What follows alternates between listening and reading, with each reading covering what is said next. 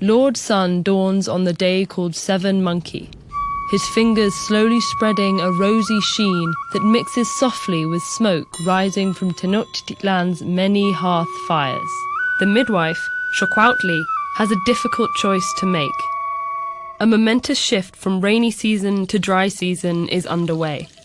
All summer, the gods have kept the people fed with corn, but the fertile summer months are disappearing. This day occurs during the festival that marks the shift between the summer season, when the gods feed the people, and the winter season, when the people feed the gods in return. Xocuautli owes a debt to her patron, Teteo Inan, the female warrior goddess at the center of this festival. Teteo Inan wages war both on women's battlefields of birth and in men's battles with Tenochtitlan's enemies. She must be kept happy or she will bring bad luck. The midwife should participate in the festival today, but one of her patients could go into labor any minute. Xocuautli decides to check on her patient first. The expecting mother hasn't worked too hard, chewed gum or lifted heavy things. Her family is taking good care of her. Surely Xocuautli can take a little time to honor her goddess. She leaves her apprentice in charge and heads to the center of the city. Along the way, she sees women sweeping the roads and hanging gourds in preparation for the festival. Finally, she reaches the Great Pyramid. On top are two temples. The north, where rituals honor the rain god in the summer, and the south one is where rituals honor the war god in the winter.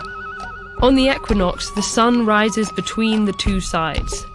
The ceremony begins with a mock battle between the midwives and the other physicians.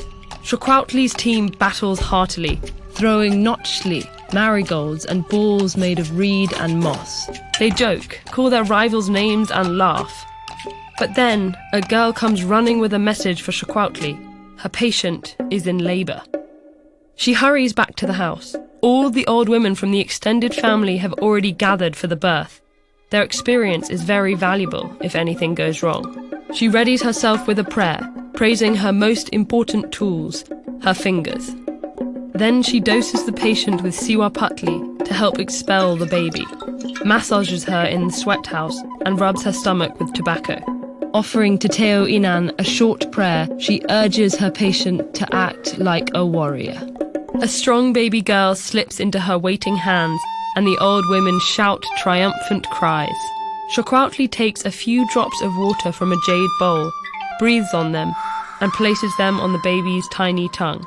She calls her a precious greenstone, a little warrior, and tells her how the Lord and Lady of the Ninth Sky breathed life into her, sending her to this place of burden and torment. She then turns to the new mother, praising her, telling her she acted like an eagle warrior, a jaguar warrior. By the time they finish, it's late, and the flames of the fire have died down.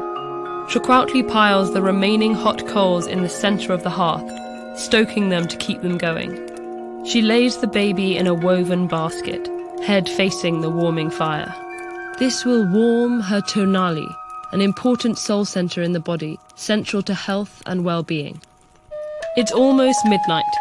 If Xocuautli hurries, she can get back to the temple for the culmination of the festival. She makes her way to the city center, where a priest carries a woman on his back to the top of the pyramid. To begin the new season and feed the gods, she will be beheaded, symbolizing how corn is cut in the fields. Afterward, she will be reborn as Lady Teteo Inan and preside over the induction of new warriors.